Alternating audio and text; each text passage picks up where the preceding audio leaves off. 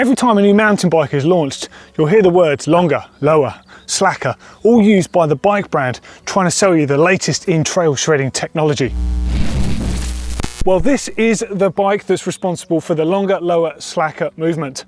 It's the Mondraker Foxy XR. It's got 26-inch wheels and it's got really radical geometry. And when it launched in 2012, it totally opened the eyes of the bike industry.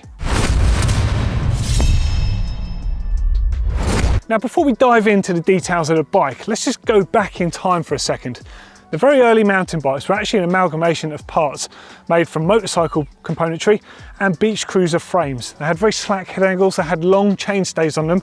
They were quite long bikes in general with very short stems and big wide bullhorn bars for control. Now, somewhere along the lines as things started progressing, bike designers were influenced by the road world in search of lightweight and efficiency. And bikes actually got steep, tall and short. Exactly what you don't want a mountain bike to be. But thankfully, in the realm of downhill racing, things were progressing in a different direction.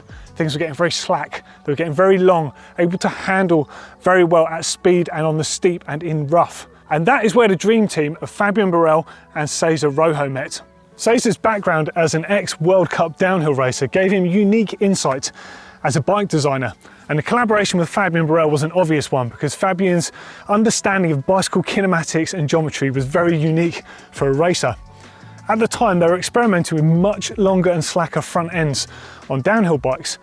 And this was giving them extreme stability at speed, but also giving them the ability to really weight the front end of the bike. It also made them think, well, why don't we apply the same thing to regular trail bikes? Because they could all benefit, especially because they've got less travel and become a bit skippy at speed. Mondraker were quick to act on this and started prototyping frames with 60mm longer front triangles on them.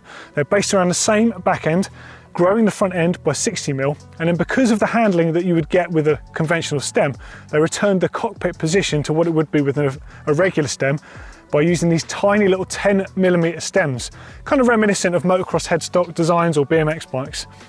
And this concept was known as forward geometry. When I first saw it, I was actually repulsed by it. Looking at that tiny little front stem and a bit of a big forehead here on the head tube and the top tube join there. But it was short-lived because when I slung a leg over it and got used to that rapid handling you got from that tiny stem, it totally blew me away and it totally changed everything. So much so that getting back on conventional bikes with 70mm stems, which is what I was running at the time on other bikes like a Mojo Ibis HD, they felt nearly unrideable, almost dangerous, because this felt so safe, so stable, so secure, yet so lightning fast in terms of response. It really did change the way I rode in a very short window of time. I started getting front wheel pinch flats. I'd never had that before. You get them on the rib, I'd never had them on the front end of a bike. I was going into stuff much harder. And I'd also never had a bike that truly fit my height, really. Bikes at that time were much shorter, and accordingly, I really grew to love this bike. I also love the fact that the entire rest of the bike industry that were just making incremental adjustments to their geometry all looked at this bike and were like, huh? Oh, I genuinely love this bike. I love what it stands for. It was the first bike that really fit me. It really encouraged me to change my riding. And accordingly, I've kept this one in my collection because I think it's a really important and relevant bike even today. There's a few other things I love as well. I love how Mondraker committed to this. Straight in, no kissing, 60mm on the front end, 10mm stem, no messing around. Let's just go to the absolute limit. That was phenomenal. For a bike brand to commit to that, that is risky business, but it definitely paid off because that is essentially what they're still making today. So why was this geometry so important at the time? Well, to put things into perspective, imagine the stem being a 70mm stem, yeah? And imagine the front wheel axle being 60mm backwards, yeah? So your body weight is actually further in front of the axle as opposed to behind it. So if you put yourself in a triangle situation here, if you draw a line between the wheel axles and where your head would be up high, the older style design would be a bit more like an isosceles triangle, which means your weight high up is like a pendulum and you're constantly having to move your weight fore and aft on the bike. If you're climbing, you've got to lean forwards to weight that front wheel so it doesn't pitch off the ground, but also you have to make sure you keep your weight on the rear wheel for traction. And it's the opposite when you're descending. Not to mention the fact that you get the scary feeling of being pitched over the bars because of the fact you've got a long stem and your wheel axle is further behind your bar position. Now look at this geometry and things start making a bit more sense because it's a bit more like an equilateral triangle if you draw that same triangle again. All the sides are roughly the same. That puts your body weight in a neutral position between the two wheels. That means you've got pretty much equal weight for traction, equal weight for steering and control. When you're climbing, you've got the weight on the rear wheel, so you're not going to wheel spin, but you've also got loads of weight on the front wheel there, which means it's not going to pitch up off the ground. So you don't have to go in an extreme position and waste energy on stuff like that. You can just put everything into power and get that down on the ground. It also means when you're descending, because of the fact your front wheel axle is so much further out in front of you, it's much more secure and you can put more weight on it for more control. Literally everything about it is better. And of course the cockpit position is still the same because of that tiny stem. That tiny stem also has a few cool handling traits to it. It's got lightning response because it's directly on the steerer tube, but that combined with a 66-degree head angle calms things down. But that lightning response does something very unique that you could never do with a 70mm or even a 50mm stem. In cornering terms, if you're going to understeer and your front wheel wash out, with a longer old stem, because of your body weight being over the front of the bike, there's nothing you can do about it except pretty much hope it grips again, or it's going to slide out and you're going to fall off. If you understeer on one of these, it's no big deal. You just understeer and then you just carry on, you just correct the steering. It's not affected by surface conditions in the same way as an older geometry bike is. And that is why we've seen this geometry move to modern day geometry. Now the thing with this is it was so ahead of its time that actually there were a few little issues with the bike, but Mondraker obviously refined this over the years, and other brands actually started realizing what they were doing made perfect sense, which is why you're starting to see all these long, low and slack trail bikes that are on the market now. Okay, so let's have a quick look around the bike. This is Bike Check after all. So it's an alloy front end. This is a size large, so it's a 19-inch alloy rear end on there, 66-degree head angle. So at the time, bikes were hovering around 67.5. So to jump to 66, that's pretty slack. 74-degree seat angle, not too bad. Today we're near a 78 on some bikes, but that's pretty good for 2012. Here's the interesting thing though, 500mm reach.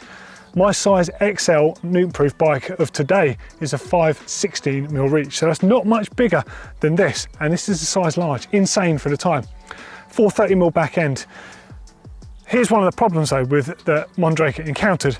Because the back end of this was from a previous era bike, the long front end enabled you to ride so much harder that essentially the bike couldn't keep up with it. The tiny little pivots down here used to go through the bearings constantly on them, and if you were really unlucky, it happened to me a few times, you'd go through some of the axles. As the bike progressed into later models, they totally revised the linkage, they totally revised the rocker, they totally revised the bearings, they got bigger, they got bigger axles, everything changed, but it had to start somewhere, and this is that bike. Also of note is a little 135mm back end. Of course, we're up to 157 on some bikes these days. Okay, so that's the frame. Now let's have a quick once around the bike. I've got a 780mm set of, I think, a 38mm rise Renthal fat bars on there.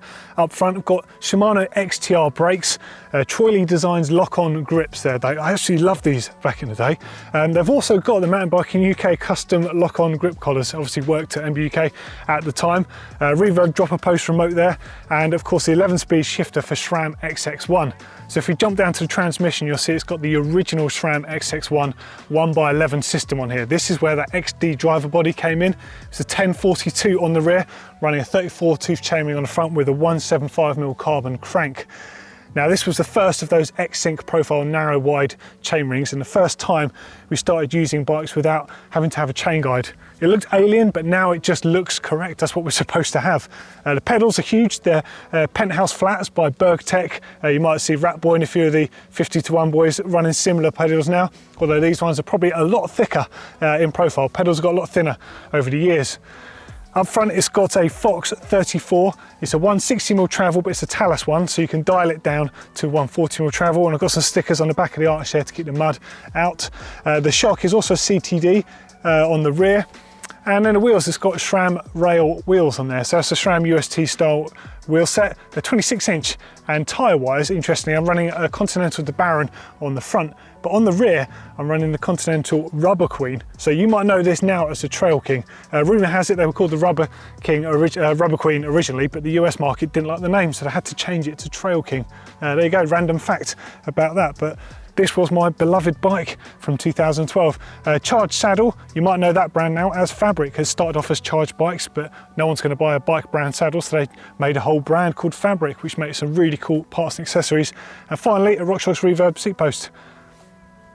Not bad, eh? Now if we skip on to 2020, you'll find that most modern day bikes are much longer in the front end, they're slacker, they're longer, they're lower, they're more progressive. Just like my Nukeproof Reactor Pro 290. Yeah, okay, so this is a very different bike. It's got 29-inch wheels, it's much more modern, it looks beautiful, and it's got all the latest technology. It's a carbon fiber frame, but the fundamentals are still kind of based around that Mondraker, which is, I guess, why I love it so much.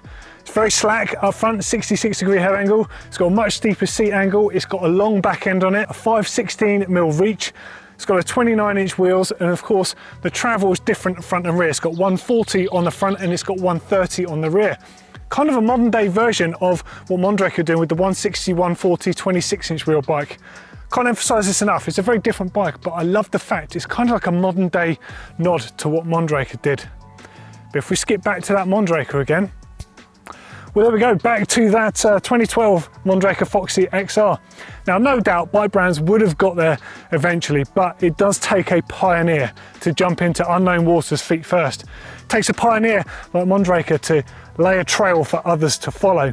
And really, for that reason, I think we all owe Mondraker a beer. Cheers, guys. Well, there you go. That is how really a small Spanish brand influenced what we are all riding today. Hopefully you liked learning a little bit about this bike and seeing why the geometry is so important and relevant today. If you've got any suggestions for other videos, I'd love to hear from you. Let us know in those comments, and don't forget to subscribe. We love having you guys around. Cheers.